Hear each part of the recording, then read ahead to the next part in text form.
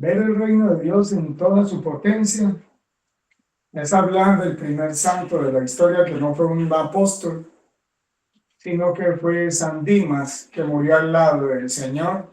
Y por eso el Señor dice a algunos de vosotros, sí, no gustarán de la muerte antes de haber visto el reino de Dios en toda su potencia.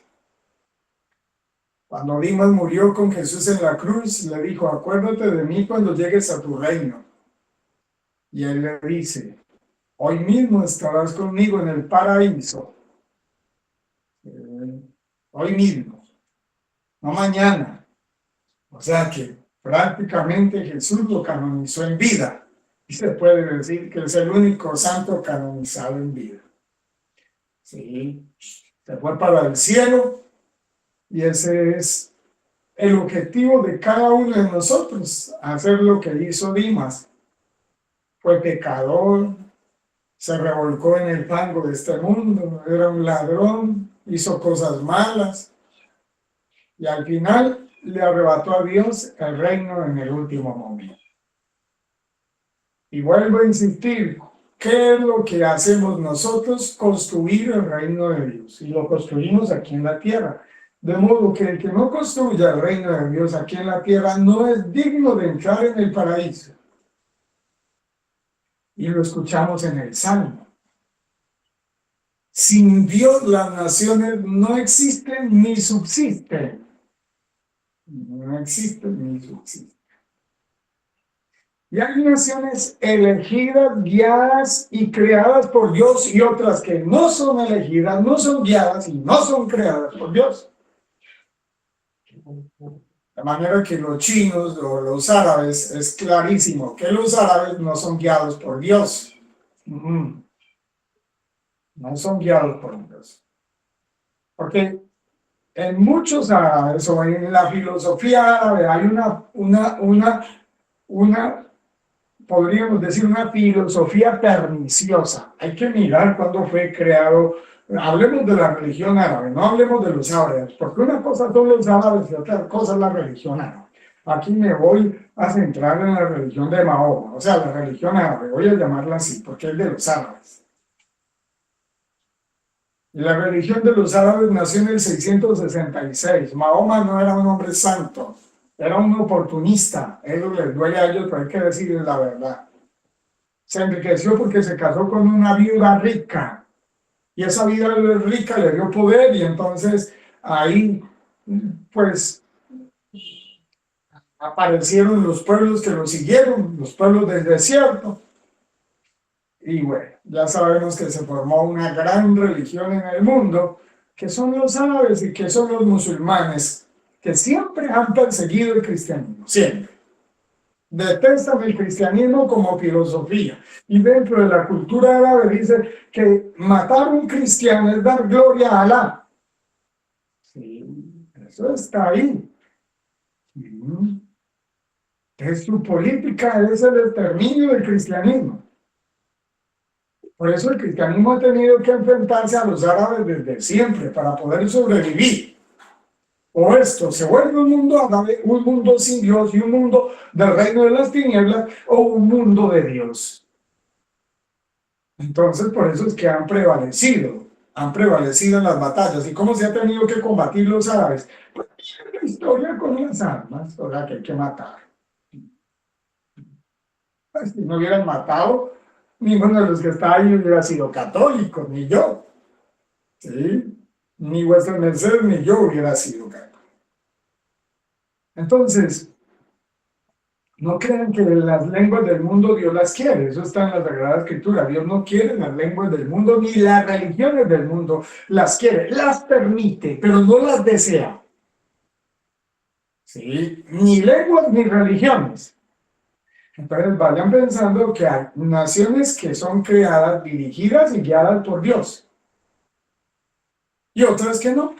Y una de esas es los árabes. Ahora, pues los chinos ahí con su filosofía, pero hay cosas que apenas Dios tolera. Y los hindúes, una religión politeísta. Sí. ¿Qué debe suceder en el mundo? Que se acabe Babel. ¿Y qué es Babel? Lo que vemos hoy. ¿Y qué ha sucedido con la iglesia? Babel.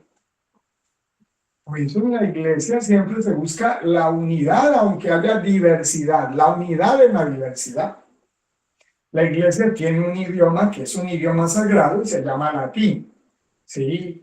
Por eso el idioma de la iglesia se llama latín. Por eso yo celebro en latín y hay obligación de celebrar la Eucaristía en latín. Mucha gente no le gusta eso, pero así debe de ser. ¿Qué más vamos a hacer? Y es bueno delante de Dios rezar las oraciones en latín. Sí, porque es una lengua sagrada. Ahora, nuestra lengua fue querida por Dios y por la Santísima Virgen María, que es el español. Eso viene diseñado de arriba. Sí, viene diseñado de arriba, nuestra cultura hispana viene diseñada de arriba. Y es más, Dios permitió que nos dividiéramos en naciones porque Él lo permite. Sí, yo siempre veo eso en un plan, que un solo pueblo, porque delante de Dios somos el mismo pueblo.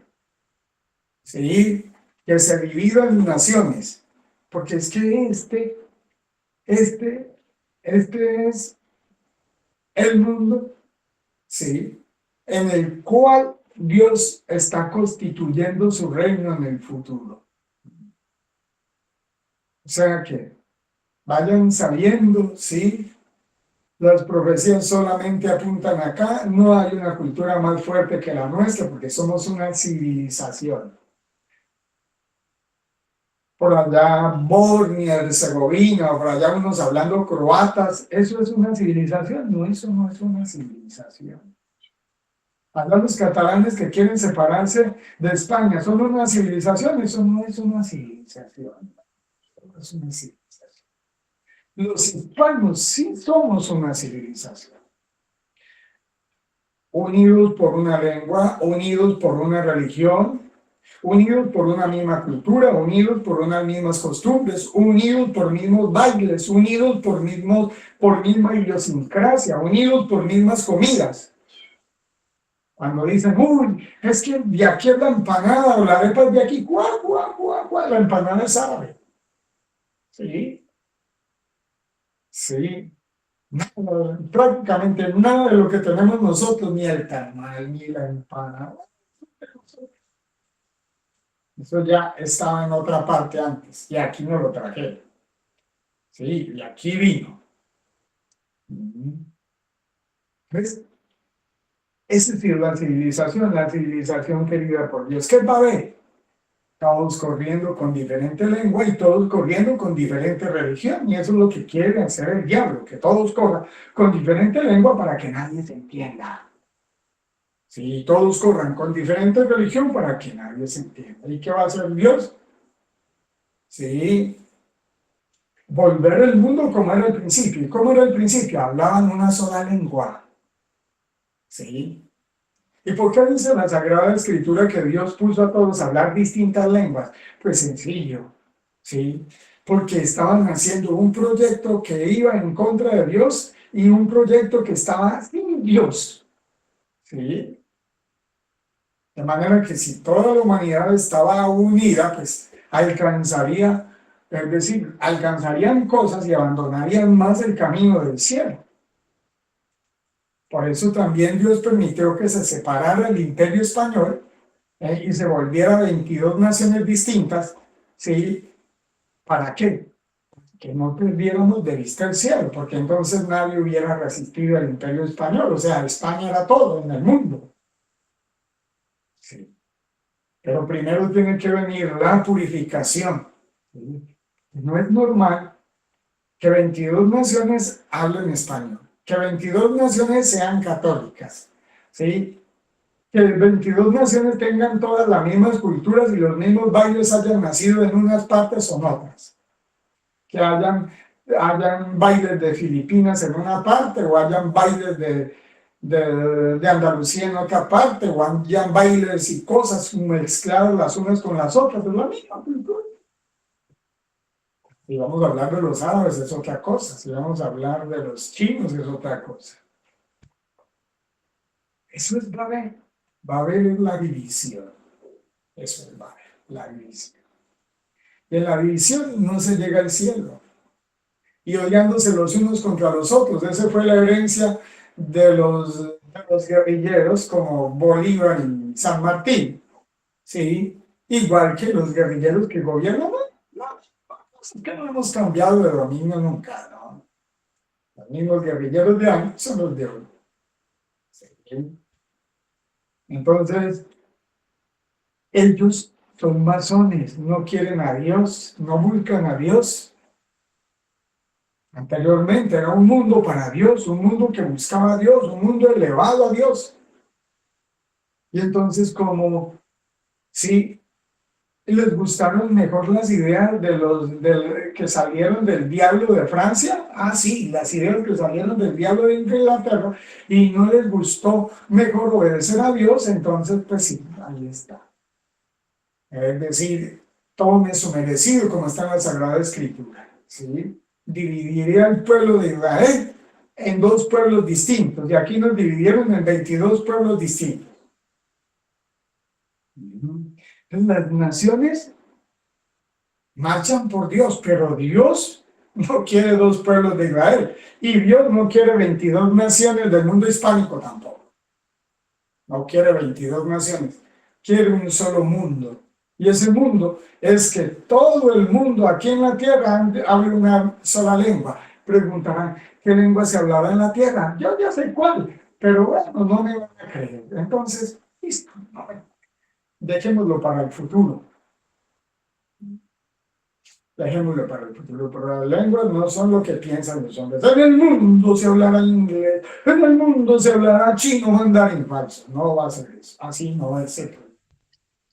El proyecto no es que van a haber carros voladores, no, falso. El proyecto no es que existirán las impresoras 3D para fabricar los órganos, no, falso.